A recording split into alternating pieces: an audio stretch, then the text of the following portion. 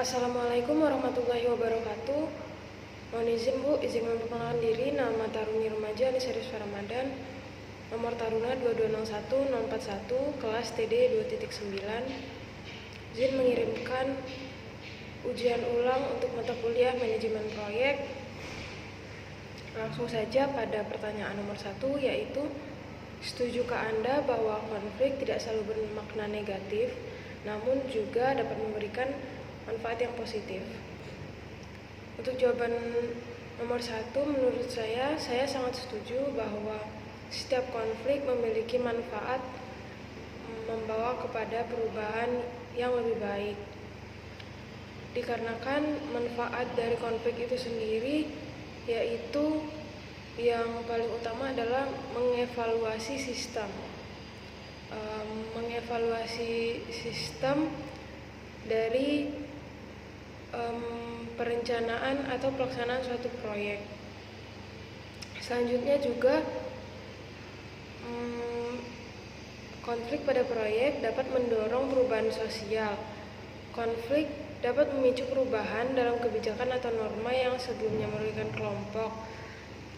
Tetapi saat adanya ketidakadilan atau kesenjangan, konflik dapat memotivasi perubahan yang lebih baik. Selanjutnya, memperkuat solidaritas tim dari suatu proyek. Dikarenakan konflik ini dapat menggalang solidaritas di antara anggota tim di saat menghadapi konflik tersebut. Di saat sebuah tim berkompromi bersatu untuk mengatasi konflik, maka mereka dapat memperkuat rasa solidaritas dari tim proyek tersebut dan menjadi semakin kuat. Lalu yang ketiga, konflik dapat memicu kreativitas dan inovasi.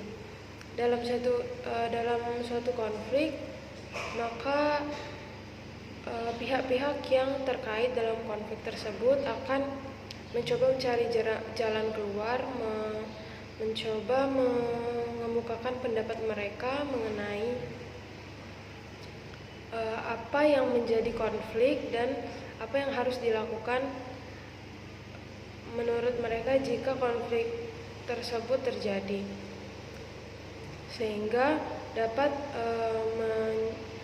memunculkan inovasi-inovasi baru dan kreativitas baru yang menghasilkan ide dan keberhasilan proyek tersebut.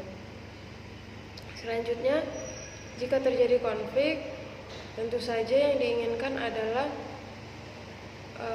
konflik itu sendiri dapat tuntas dan dapat terselesaikan, sehingga pihak-pihak yang terlibat akan mencari solusi dan menyelesaikan masalah yang belum terselesaikan sebelumnya dikarenakan konflik ini muncul. Selanjutnya masuk kepada pertanyaan nomor 4, yaitu apa yang menyebabkan suatu proyek diberhentikan pekerjaannya. Menurut saya banyak sekali faktor-faktor yang dapat menyebabkan terhentinya suatu proyek, selain dari proyek tersebut telah diputuskan untuk selesai atau telah berhasil mendapatkan output atau produk yang mereka inginkan. Dikarenakan misalnya keterlambatan pembayaran oleh pemilik proyek atau disebabkan oleh faktor sumber daya money atau anggaran.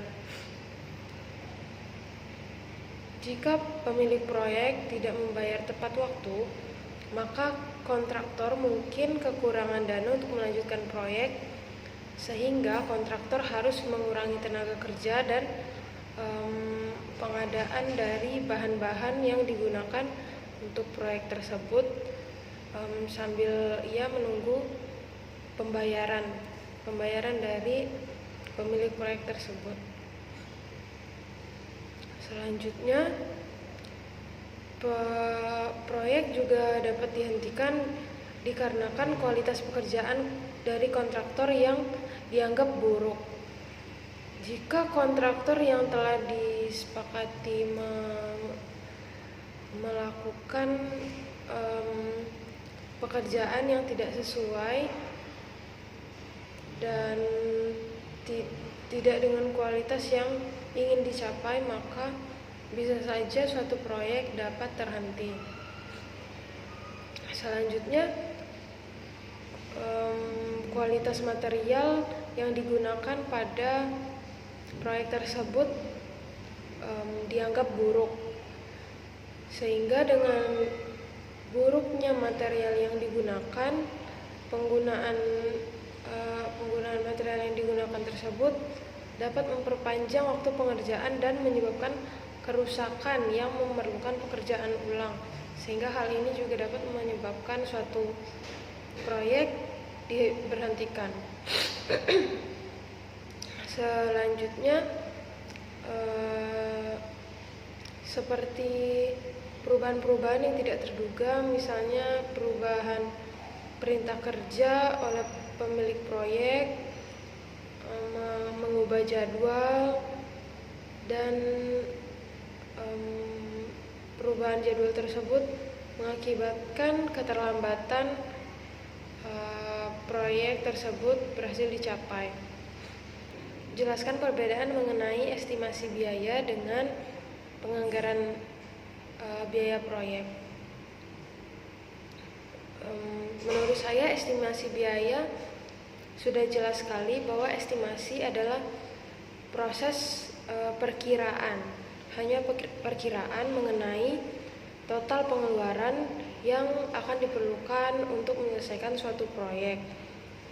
Tujuannya itu untuk menentukan perkiraan biaya berdasarkan referensi, analisis, dan perhitungan yang sudah ada sebelumnya. Sedangkan penganggaran biaya merupakan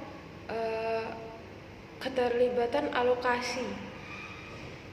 Penganggaran biaya merupakan alokasi biaya secara menyeluruh dengan rincian pekerjaan untuk menetapkan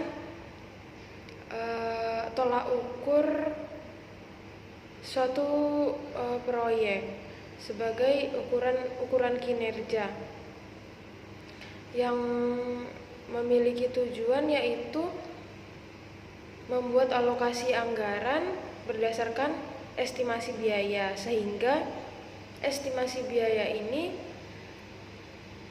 adalah hal yang dilakukan pertama kali sebelum penganggaran biaya ini, dikarenakan di dalam penganggaran biaya kita memerlukan estimasi biaya untuk membuat alokasi anggaran tersebut. Selanjutnya, untuk pertanyaan nomor 7, yaitu mengapa perlu adanya objektivitas data dalam proses pengendalian proyek. Menurut saya, objektivitas data dalam pengendalian proyek itu digunakan karena dalam pengendalian proyek, manajer proyek harus mengumpulkan dan menganalisis data kinerja proyek.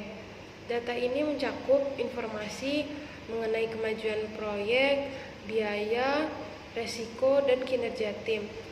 Objektivitas data pada hal ini memastikan bahwa keputusan yang diambil didasarkan pada fakta, bukan pada persepsi, pandangan, ataupun preferensi dari perseorangan atau pribadi. Selanjutnya, objektivitas data ini juga bertujuan untuk menghindari bias atau menghindari tidak terbukanya suatu pihak.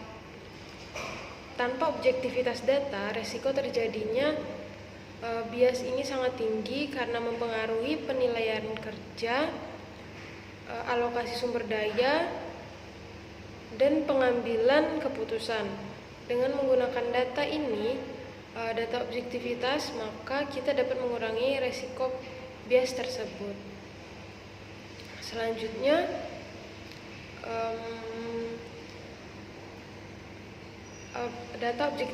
objektivitas data ini juga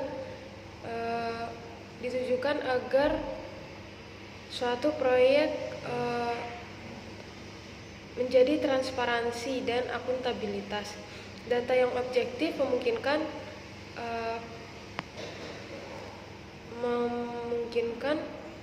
transparannya suatu pengelolaan proyek. Semua pihak terlibat akan dapat melihat dan memahami dasar keputusan.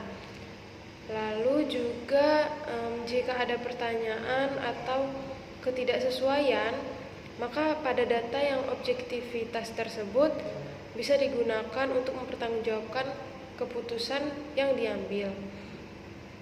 Selanjutnya, data objektivitas ini dapat memperbaiki secara berkelanjutan, memperbaiki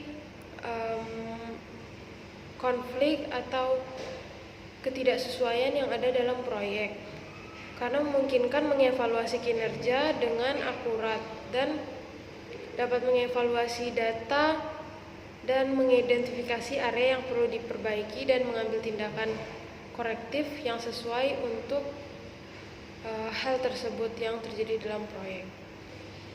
Selanjutnya, untuk nomor terakhir yaitu nomor 8, mengapa pengendalian proyek dianggap memegang persentase 50% dari keberhasilan suatu proyek.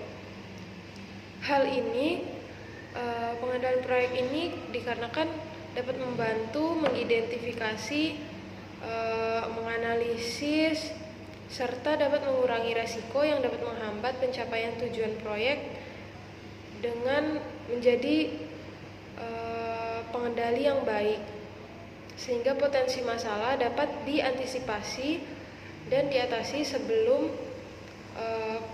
konflik atau masalah tersebut menjadi lebih besar.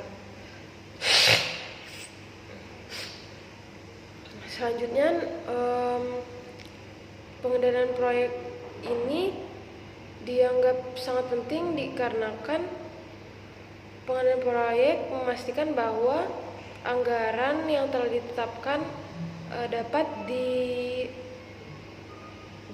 disepakati dan dipatuhi oleh seluruh pihak terkait dalam proyek tersebut, sehingga pengendalian proyek ini dapat memonitor biaya yang telah dikeluarkan dan memastikan bahwa proyek tetap dalam batas yang telah ditetapkan tadi, yaitu batas biaya yang telah direncanakan, sehingga menghindari pemborosan. Lalu juga pengendalian proyek ini membantu dalam pemantauan jadwal dan memastikan bahwa setiap fase proyek diselesaikan tepat waktu, sehingga dengan demikian proyek dapat diselesaikan sesuai dengan jadwal yang telah ditentukan.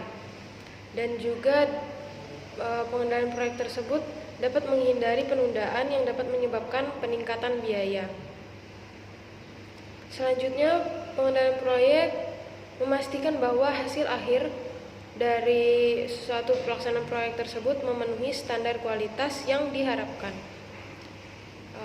termasuk dengan pengawasan pada proses dan hasil kerja untuk memastikan bahwa kualitas tetap konsisten dan sesuai dengan spesifikasi yang telah ditetapkan.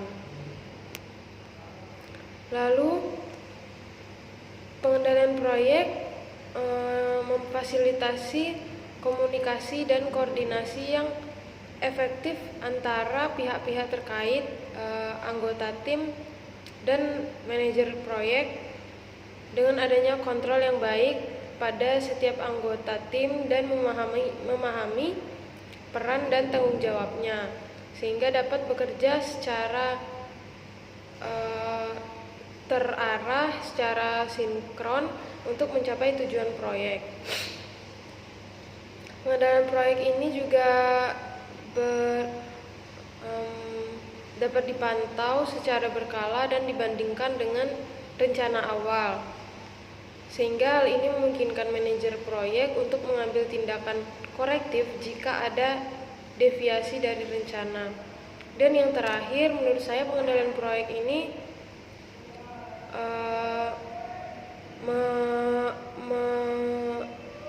merubah dan menyesuaikan secara cepat dan efisien, sehingga dapat menyesuaikan secara dinamis mengenai fleksibilitasi untuk menghadapi perubahan yang tidak terduga selama pelaksanaan proyek. Untuk pertanyaan nomor 2 yaitu contoh konflik dan tipe manajemen konflik tersebut. Contoh kasus yang saya ambil yaitu konflik pembangunan jembatan Suramadu mengenai studi kasusnya itu konflik antara vendor dengan pihak pemerintah terkait anggaran.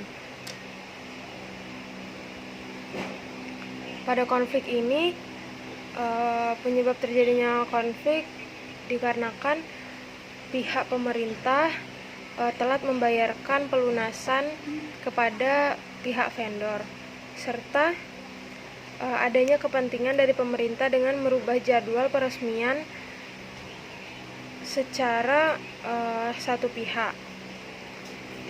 Selanjutnya di akhir konflik pelunasan ini dibayar setelah terjadi proses yang sangat panjang, bahkan sampai harus melakukan aksi demonstrasi di jembatan Surabaya Madura ini. Tipe manajemen konflik pada kasus ini dapat dilihat bahwa konflik tersebut berkaitan dengan anggaran, sumber daya anggaran, dan dilihat dari cara penanganan masalahnya dapat ditentukan bahwa tipe manajemen konflik tersebut adalah tipe compromising atau kompromi, yang dimana compromising ini cenderung memperhatikan pendapat dan kepentingan semua pihak. Hal ini sesuai dengan cara pemerintah Jawa Timur yang memerintahkan langsung kepada Kementerian Pekerjaan Umum Balai Besar Pelaksanaan Jalan Nasional 5 untuk mengumpulkan para masyarakat pengusaha pekerja proyek jembatan Suramadu. Pengumpulan tersebut untuk melakukan sebuah kompromi yang merupakan cara penyelesaian konflik dengan melakukan negosiasi pada pihak-pihak yang berkonflik dan mencari jalan tengah bagi kebaikan semua pihak. Hasil dari pertemuan disepakati bahwa pembayaran yang belum sempat terbayar akan menggunakan dana talangan dari pemerintah Provinsi Jawa Timur. Hingga proses pengerjaan selesai akan dibayar lunas setelah peresmian jembatan Surabaya Madura. Dengan adanya kesepakatan antara pemerintah dengan para pekerja proyek jembatan Suramadu, maka pengerjaan ini berlanjut. Pembayaran akan dilaksanakan dengan menggunakan dana APBN. Dengan ini maka semua pihak yang berkonflik mendapatkan solusi yang memuaskan, yaitu pihak vendor dan warga sebagai sumber daya manusia mendapatkan ganti rugi berupa sumber daya uang, serta proyek jembatan Suramadu dapat dilanjutkan dan diselesaikan dengan cara kompromi. Selanjutnya, untuk menjawab pertanyaan nomor 3 mengenai pada tahap yang mana di dalam siklus hidup proyek yang paling rentan terhadap resiko. Menurut saya, siklus hidup proyek yang paling rentan terhadap resiko adalah tahap eksekusi, karena tahap eksekusi sering menghasilkan konflik dari tahap tersebut. Tahap eksekusi melibatkan banyak aktivitas, lalu banyak sumber daya seperti sumber daya manusia, sumber daya material, sumber daya mesin, sumber daya anggaran, dan sumber daya bahan. Lalu juga tahap eksekusi melibatkan banyak pihak, antara manajer proyek dan pihak-pihak yang berinteraksi dengan proyek tersebut. Sehingga semakin kompleks suatu proyek, maka semakin tinggi potensi resiko pada proyek tersebut. Selanjutnya, pada tahap eksekusi ini juga sumber daya seperti tenaga kerja, material, dan peralatan itu harus dikelola dengan baik. Ketidakseimbangan dalam alokasi sumber daya pada tahap eksekusi ini maka dapat menyebabkan konflik dan berbagai resiko lainnya yang dapat menghambat keberhasilan tercapainya suatu proyek. Selanjutnya juga pada tahap eksekusi, jadwal-jadwal yang telah dibuat bisa saja mengalami keterlambatan, misalnya dalam pengiriman peralatan atau pengiriman bahan, sehingga dapat mengganggu jadwal selesainya atau memicu ketidakpuasan konsumen terhadap produk atau output dari proyek tersebut. Lalu jika estimasi biaya tidak tepat, maka konflik terkait anggaran bisa timbul pada tahap eksekusi. Pihak yang terlibat memiliki pandangan dan kepentingan yang berbeda, sehingga pada tahap eksekusi ini juga dapat terjadi banyak konflik yang diakibatkan ketidakcocokan pihak-pihak yang mengurus proyek tersebut. Dan juga jika sumber daya manusia seperti vendor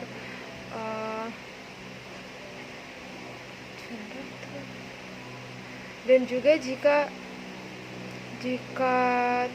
tanggung jawab tidak jelas dari sumber daya manusia yang digunakan dalam suatu proyek tersebut, maka akan menimbulkan risiko yaitu konflik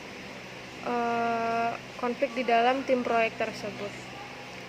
Maka dari itu saya memilih tahap eksekusi sebagai tahap dari siklus hidup proyek yang memiliki resiko terkena konflik lebih rentan daripada tahap yang lain.